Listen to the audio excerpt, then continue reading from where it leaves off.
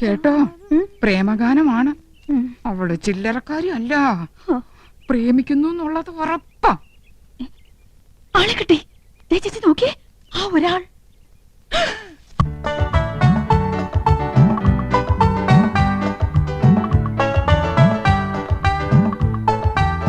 എന്റെ പറക്കോട്ട് ഭഗവതി, നോക്കി നിൽക്കുന്നത് കണ്ടില്ലേ? 5 കുട്ടികളുടെ തന്തയായിട്ടും ഇന്ന് ഞാൻ അവസാനിപ്പിക്കും.